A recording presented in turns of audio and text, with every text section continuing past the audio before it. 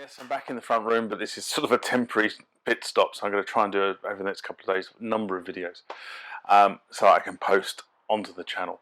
It's unfortunate that I've been travelling a lot recently for work and a couple of pleasure trips, so it is what it is. Let's leave it at that. So I'm wearing my Paul Young t-shirt, which was bought for me by Paula Penguin, because I couldn't go see Paul Young because I was away on business. So she and her mother gratefully accepted my tickets and went off and saw Paul Young for themselves. No parlay for those who remember a certain age, which I think is 1983. I can remember that album coming out. I can remember going and buying it as well on vinyl. Yes. They said they had a good time. That's all we need to know. It was a good evening, they said. So there you go. So this week, something has happened.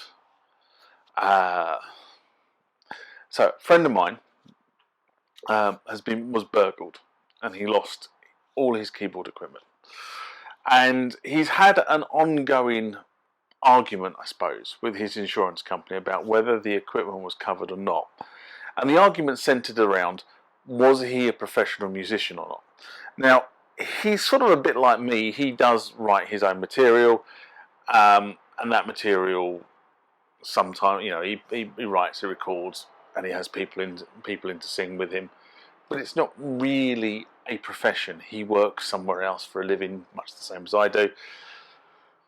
So he classed it as a hobby, and therefore, theoretically, as a hobby, under his house insurance, his equipment should have been covered.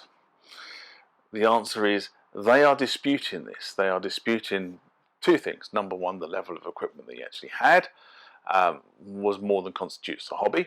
I'm not quite sure where the definition is. And the fact that he did record and try to release material through the sort of the iTunes, Spotify routes that you can if you're a small musician. So you subscribe to these particular portals, and they will release your music for you for a fee, as you probably well know. So they determined that this was more than a hobby. This was a trade, and therefore, as a trade, his music equipment was not covered.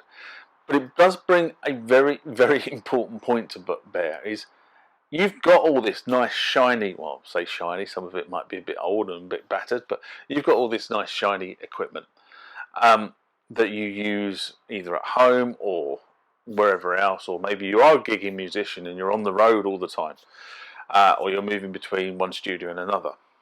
Is it insured? That's the long and the short of it. Is it insured?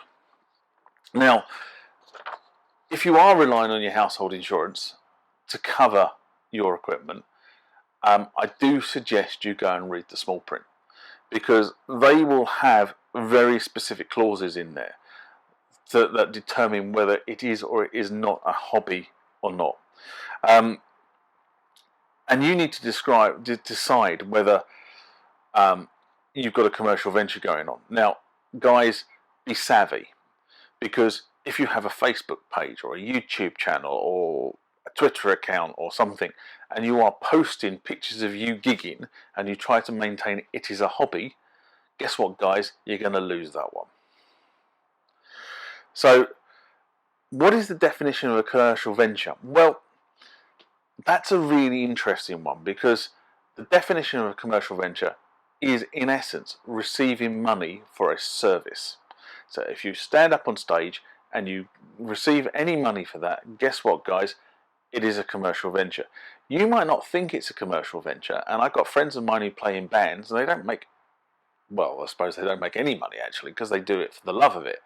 But they will go to a venue for an evening.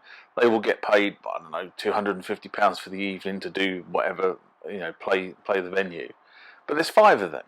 So by the time you've taken £250 and you've taken off the band overhead, and then you've divided it by 5, each person is probably getting about 40 quid. Then you've got to take off that, the cost of transport, getting yourself there and back. So by the time you finish it, you effectively end up with a sort of decent meal for one. That's how much you get out of it. And if you're doing that once a week, are you really trading? The answer is you are. As much as you might think you're not, you are. That is the definition of a commercial, and that is kind of where an insurance company would pitch this. Okay, so if you have that in your home insurance policy and you are gigging, you may think it's a hobby, it's a funded hobby, but it is, as far as the insurance companies are concerned, a commercial venture, which therefore means your equipment is not insured. And then therefore, guess what? You're going to have to go and insure it. So you need to probably get your own insurance. Now, my experience is insurance is not actually that expensive for musical equipment, but it does depend on what you're doing. I mean, mine is incredibly reasonable, I have to be honest, for the equipment I have, because I don't gig. Okay, mine's all locked away in the studio. The studio is alarmed and it's, properly protected and secured, and there's actually people in and out of the building all the time. So, from my point of view, mine is relatively well protected. And as I say, I don't gig. But your level of insurance will depend on what you're actually doing. So if you're a gigging musician, and you get on aeroplanes, or you're driving in vans, or leaving equipment in cars, then the level of cover you require needs to reflect the level of risk that you are asking the insurance company to take on. If you only want it covered while you're at home, fine. If you want it covered while you're out and about, fine. But you need to choose the right level of cover. Remember, some of this stuff is priceless to you, especially if you've got like a specialist guitar or a keyboard or something that you play that is pretty much irreplaceable. That needs to be insured. So when you're taking insurance, you need to decide exactly what it is that you want. Do you want new for old? So if you've got relatively new equipment, then maybe what you want is new for old cover. So you want to basically, if it gets stolen, you want to be able to go down the shop, buy brand new, and an insurance company will pay for the cost of new equipment. You can build that into the cover. If you're just looking to, insure your equipment to a value, that's a different kettle of fish. Now remember, one of the things you need to look out for here is insurance companies may have time limits. So they may turn around and say, we will give you new for old as long as that piece of equipment is still in manufacture. So, typically guitars have a longer lifespan than electronics. So, and they sort of blasé. I mean, looking at a lot of the terms and conditions, it's around about 7 years is the sort of time frame they put on this stuff. So be reasonable. If you've got equipment that's older than 7 years, the likelihood is you're not going to get new for old, but they will pay you market value. The other thing is, remember that some of the legacy equipment, so you'll buy a keyboard and it may cost you £2,000 now, and all of a sudden it drops down to £1,000, but it actually will hum along at about £1,000 for years to come, because that's the intrinsic value of that piece of equipment. The other thing is, when you're setting how much the value you're insuring, make sure you try to get that more or less right. Now there is a sort of school of thought that says bang a high value in and wait to be beaten down. Great value, great idea, but remember, the additional value that you're asking to be insured, you're paying for that in additional premium. So is it reasonable that if you've got a keyboard that's worth £1,000 and you insure it for £3,000, is that a worthwhile investment, as in investment in insurance? Because you're paying for £2,000 of additional cover that you don't actually need. Might it be better to insure your £1,000 keyboard for £1,200? And therefore you have some wriggle room there, because it could be worth £1,000, but on the right day it could be worth £1,200. So do you see what I'm saying there? The other thing is, don't lowball your insurance. So again, this is another thing I've seen to try and reduce the premium. People lowball their insurance. that is really dangerous, because if you do have a disaster, you have a fire and everything is lost, and when you come to claim on the insurance, you find that you've only covered half the equipment because you've lowballed your insurance. So be reasonable with the value. That's the first thing. Be reasonable with what value. It's not a bad idea to actually go down and make an inventory, write it down on a piece of paper, put it in a spreadsheet, add up and total up the value and say, right, that's the number I need. That's probably, I'll say that's probably the way I do it. That is the way I do it. I've got everything listed in a spreadsheet with how much I paid for it, how much I think it's worth, and that's how I work out how much insurance cover I've got. The other thing is, if you don't really know how much something is worth, look at the selling portals. Look at eBay. Look at Gumtree. Look at what people are selling for. Now, obviously, some people think their equipment is worth far more than it's really worth, but you should be able to get an average by looking at that sort of stuff and get a reasonable feel. Be advised, because that's the way the insurance companies do it. Next thing, and it's not, well, it depends on if you are really using your equipment as a commercial venture, then you've got to work out how long can you survive without it. So if something happened, how long could you survive with something without it? Now, some insurance policies, some musicians' insurance policies will give you breakdown cover, much the same as a car. Car breaks down, you go and get a hire car. Well, your instruments break down or get stolen, the insurance company will either pay out straight away, or if they can't pay out straight away for whatever reason because it can be repaired, they may pay out for you to hire equipment to meet your contractual obligations. Again, you need to understand what it is you're trying to do here. Again, if you're a gigging musician, that's probably quite important for you. You don't want to be without your guitar. And one of the things a friend of mine said was, obviously, if you're traveling, and he travels with 2 guitars when he travels, and all his bits, and they all sort of sit in the guitar case with his pedals and stuff like that. And he made the mistake of checking both. Well, you have to check them into the hold, and his guitars went to Amsterdam and he went to South America. Yes, you get the drift. So the next thing is, where do you want your equipment to be insured? So by default, they will insure your equipment in a premise. So in your house, for argument's sake, they will insure it there, and that's the default insurance.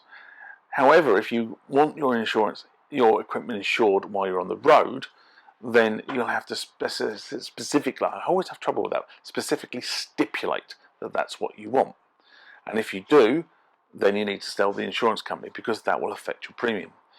And again, don't try to skimp on this, because believe you me, if you are a gigging musician, your insurance company will find out about it. And if you say you had something stolen and they can put you in a different place, then your insurance will become invalid. So be realistic. That's what I'm saying here. And also, you don't have to cover everything. So again, giving an example of some friends of mine, a friend of mine has, I don't know, 20 or so guitars. Okay, some of them are very expensive, some of them are not so expensive. And when he goes out to gig, he takes 1 or 2 guitars with him. Okay, so that's how he works. The other ones stay in the house. So what he does is he insures a percentage value while away from his house, while the other guitars are hanging on the wall. So you don't have to insure everything away from the house. You can turn around and say, well, actually, you know what, I've got £10,000 worth of equipment, but I only ever take £1,000 to £2,000 worth of equipment with me when I'm on the road. So I only want 20% cover while I'm away from the premise. Get the drift. Okay. And this is the last one about musicians' insurance or equipment insurance that most people don't think about. And that is public liability. If you are gigging, then you will need, I won't say you must have, actually, some sort of public liability insurance. It is so easy in today's litigious society for something to happen while you're at a gig and you to be sued. and God forbid, what you've done causes injury, or a fairly serious injury, that can be quite a lot of money. If you think about, people are getting, I don't know, 20, £30,000 worth of payments for pseudo whiplash in car crashes. What happens if you break somebody's bone? You decide to do a flying leap off the stage or something, and you injure somebody. Then the answer is you could be held liable. The fat cat lawyers and ambulance chasers will get involved, and all of a sudden, you're hit with a fairly hefty bill, and that will be a legal bill for the ambulance chasers, and obviously a damages bill for the person that you've injured. You need public liability insurance. The good news is most of these policies come with some sort of public liability insurance, and most of them start at about £1 million. In the UK, I don't know about the US, so I apologise for this, but most of the policies that seem to be written over here for musicians start at about £1 million. If you're doing larger venues, you can get 2, 5, 10 million. So, pick your appropriate cover for the type of work you're doing. But even the basic musician who is just going, maybe moving between studios or moving between friends' houses and playing, you need some sort of public liability insurance. It's just a must-have nowadays. Years ago, nobody would have bothered with it. Nobody really cared. If somebody got injured at a gig, they put it down to experience. Nowadays, if you get injured at a gig, you get somebody ring you up. Have you had an accident? No fault of your own. Bang. There's a claim. There's a claim. That's all I wanted to say on insurance. But it, as I say, it came to mind because of a friend of mine and what he's going through at the moment. And for what it covers you, for what it costs you, it's peace of mind for that equipment that you have spent a lot of money acquiring. Now, just before I go, an update on the funny disc. So, those of you remember, I put up on the screen a while ago the fact that I had a Roland sample disc, and I didn't know how to get those samples into my S750. So after a plea to guys out there, and somebody then reminded me that actually what these discs were SyQuest discs. And then I remembered, of course, because in my earlier working career, working in the media industry, seeing all these SyQuest discs, because that's how you used to send the media off to the copy off to the printers. So, having done some research, I managed to, in the last few weeks, acquire some blank discs. So that's the disc I was talking about. Now, the actual disc itself that I've got is down in the studio, so I haven't got it up here to wave around, but I do have these up here because I only went and picked these up the other day. So that's the disc. That is a disc, and inside it, although you can't really see it, is a metal platter, which is actually a hard disk in essence. It's a 44 meg hard disk, which is removable. So these apparently have never been used. This is a 44 megabyte. Yeah, 44 megabyte. This was cutting edge, right? 44 megabyte. I've also got an 88 megabyte and another 44 megabyte. These are unused, so never been used. So we'll see whether they work. Anyway, I picked those up. At the same time, I also picked up the player. Look at that.